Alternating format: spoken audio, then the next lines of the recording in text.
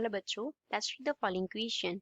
Two charged concentric spherical shells have radii 10 cm and 15 cm. हमारे पास two charged concentric spherical shells हैं जिनके radii हमें given है.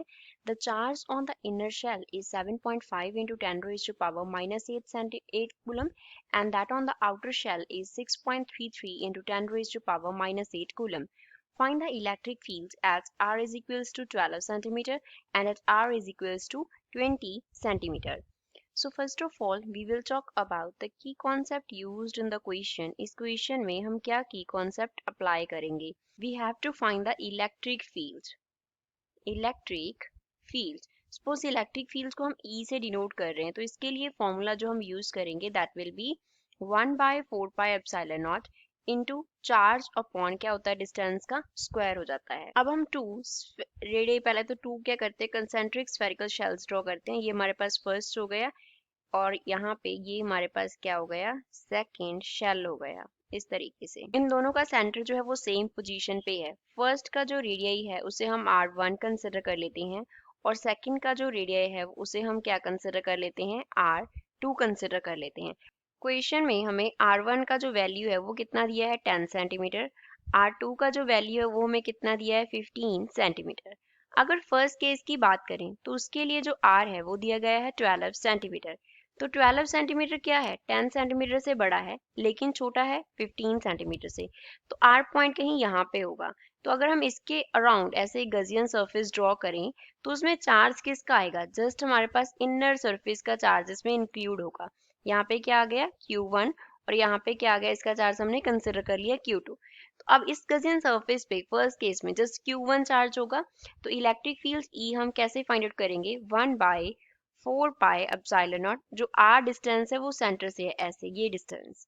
तो यहाँ पे आ गया Q1 अपॉन r का स्क्वायर. सेकेंड केस में सपोज जो r है वो यहाँ पे है क्योंकि सेकेंड केस में क्या हो गया हमारे पास r जो है वो हमें दिया गया है 20 सेंटीमीटर. तो 20 सेंटीमीटर क्या है r1 से बड़ा है r2 से बड़ा है r1 से r2 बड़ा है उससे बड़ा कौन हो गया r हो गया. 20 सेंटीमीटर डिस्टेंस जो है वो यहाँ पे हो गया.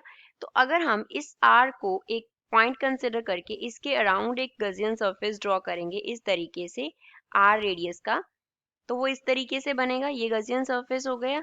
तो अब इस सरफेस के इनसाइड Q1 चार्ज आ रहा है and as well as Q2 charge आ रहा है. तो इसके लिए इलेक्ट्रिक फील्ड जो हम निकालेंगे सेकंड केस के लिए फर्स्ट केस को E1 सेकंड को E2 कंसिडर करते हैं तो वो क्या हो जाएगा 1 by 4 pi epsilon naught into total charge कर देंगे Q1 प्लस Q2 अपॉन में क्या आ जाएगा r का स्क्वायर आ जाएगा. तो फर्स्ट केस को सॉल्व करते हैं. फर्स्ट केस में हमें चाहिए Q1 का value that is 7.5 into 10 raised to power minus 8 coulomb है एंड इस केस में हमें r का वैल्यू कितना दिया गया है 12 centimetre that is equals to 0.12 metre हो गया. तो वैल्यूज फिल कर दो इलेक्ट्रिक फील्ड्स के में. E1 is equals to 1 upon 4 pi epsilon naught का वैल्यू क्या होता है 9 into 10 raised to power 9 and units क्या होते हैं न्यूटन मीटर स्क्वायर पर कूलम स्क्वायर होते हैं. तो यहाँ पे क्या आ गया 9 into 10 raised to power 9 साथ में आ गया न्यूटन मीटर स्क्वायर पर कूलम स्क्वायर इंटू Q1 का value 7.5 into 10 raised to power minus 8 divide bye r का स्क्वायर है तो किसका स्क्वायर हो जाएगा 0.12 का स्क्वायर हो जाएगा. तो यहाँ से मल्टीप्लाई एंड डिवाइड करके E1 का वैल्यू कितना होगा 4687.5 multiply by 10 that means electric field E1 का वैल्यू हमारे पास होगा 46,875 and units होंगे न्यूटन पर कूलम.